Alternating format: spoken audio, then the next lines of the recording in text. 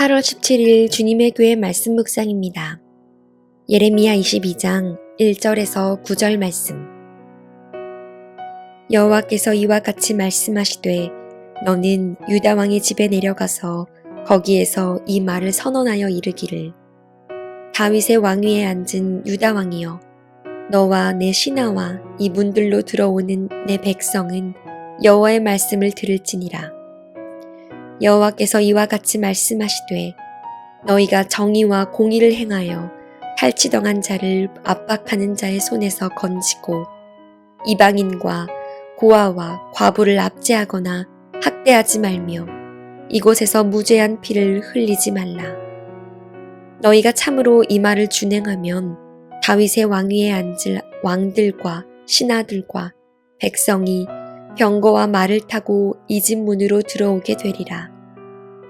그러나 너희가 이 말을 듣지 아니하면 내가 나를 두고 맹세하노니 이 집이 황폐하리라.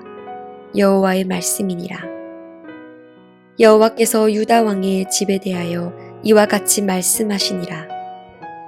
내가 내게 길르앗 같고 레바논의 머리이나 내가 반드시 너로 광야와 주민이 없는 성읍을 만들 것이라.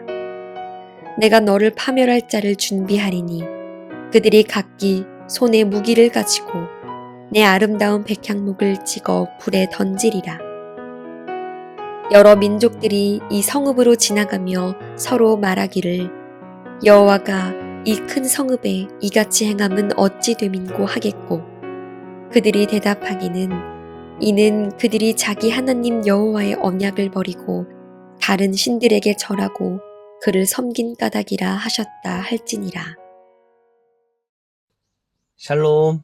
오늘도 묵상과 기도의 자리로 나오신 귀한 성도님들을 마음 다해 축복합니다. 하나님은 말씀을 통해 우리의 인생 가운데 말씀해 주시는 줄로 믿습니다. 하나님은 말씀을 통해 그분의 마음을 깨닫게 해주시는 줄로 믿습니다. 오늘도 그 은혜가 충만한 하루가 되시기를 주님의 이름으로 간절히 축복합니다. 예레미야 22장에서는요, 하나님이 예레미야에게 유다의 왕궁으로 들어가라고 명령하십니다. 그리고는 유다의 왕과 신하, 그리고 유다의 백성들을 지목하셔서 그들이 너의 말을 듣도록 하라 라고 말씀하셨습니다. 예레미야 22장 1, 2절입니다. 여호와께서 이와 같이 말씀하시되 너는 유다 왕의 집에 내려가서 거기에서 이 말을 선언하여 이르기를 다윗의 왕위에 앉은 유다 왕이여 너와 내 신하와 이 문들로 들어오는 내 백성은 여호와의 말씀을 들을지니라. 그러면서 하나님이 무슨 말씀을 하십니까? 이렇게 주목하게 하시면서 3절 말씀입니다. 여호와께서 이와 같이 말씀하시되 너희가 정의와 공의를 행하여 탈취당한 자를 압박하는 자의 손에서 건지고 이방인과 고아와 과부를 압제하거나 학대하지 말며 이곳에서 무죄한 피를 흘리지 말라. 이 말씀을 통해 알 수 있는 것은 우리 하나님의 관심은 항상 한 가지라는 것입니다.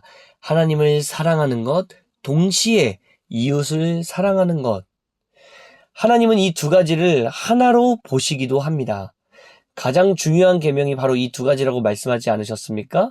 이 땅 가운데 가장 중요한 두 가지 정신, 하나님 사랑과 이웃 사랑. 이것이 살아있으면 너희 인생 가운데 참된 기쁨을 누리게 될 것이다. 하나님은 늘 우리에게 약속해 주셨습니다. 그래서 이 두 가지를 지키면, 이 두 가지를 순종하면 어떠한 결과가 따라오게 되는 겁니까? 예레미야 22장 4절 말씀이에요. 너희가 참으로 이 말을 준행하면 다윗의 왕위에 앉을 왕들과 신하들과 백성이 병거와 말을 타고 이 집 문으로 들어오게 되리라. 순종의 결과는 항상 좋습니다. 하나님 말씀에 순종했을 때에는 그 결과와 유익이 언제나 풍성하죠. 하나님의 말씀은 진리이기 때문에 그 진리의 말씀에 순종하는 사람을 통해 하나님은 놀라운 일들을 펼쳐가 하십니다. 그러나 하나님 말씀에 순종하지 않았을 때는 어떠한 일들이 펼쳐지는 것입니까? 오늘 5절 말씀인데요. 그러나 너희가 이 말을 듣지 아니하면 내가 나를 두고 맹세하노니 이 집이 황폐하리라 여호와의 말씀이니라. 하나님은 말씀에 순종할 때는 우리의 인생 가운데 참된 기쁨을 허락하여 주시지만 말씀에 순종하지 않을 때에는 우리 집의 황폐함, 즉 비참한 결과를 마주하게 될 것이라고 유다 백성들에게 말씀하고 계신 것입니다. 사랑하는 성도 여러분, 우리의 인생 가운데 왜 하나님의 말씀에 순종하는 것이 필요할까요? 우리는 왜 하나님의 말씀 앞에 순종하며 살아가야 하는 것일까요? 이유는 복잡하지 않습니다. 하나님의 말씀은 진리이기 때문입니다. 그 진리를 따라 살아가면 사람들은 참된 기쁨과 행복을 경험하고 그 진리를 따르지 않고 거스르면 우리의 삶 가운데 황폐함이 찾아오는 것. 그래서 디모데후서 2장 15절에선 이렇게 얘기합니다. 너는 진리의 말씀을 옳게 분별하며 부끄러울 것이 없는 일꾼으로 인정된 자로 자신을 하나님 앞에 드리기를 힘쓰라. 요한복음 17장 17절에서도요. 그들을 진리로 거룩하게 하옵소서. 아버지의 말씀은 진리니이다. 예수님은 이렇게 기도하셨습니다. 하나님의 말씀이 진리라는 것은 하나님의 말씀은 변함이 없다는 뜻입니다. 예전에 조금 다르고 오늘이 조금 다르게 얘기하시고 나중에는 상황을 보며 그 이야기가 달라지지 않는다는 것. 어제나 오늘이나 내일이나 영원히 흔들리지 않는다는 것이 바로 이 진리입니다. 진리가 가지고 있는 특징이 하나 있습니다. 진리가 맞으면 나머지는 다 틀린 답이 된다는 것이죠. 마치 우리가 학창시절에 시험을 볼 때에 정답이 딱 하나밖에 없는 것처럼요.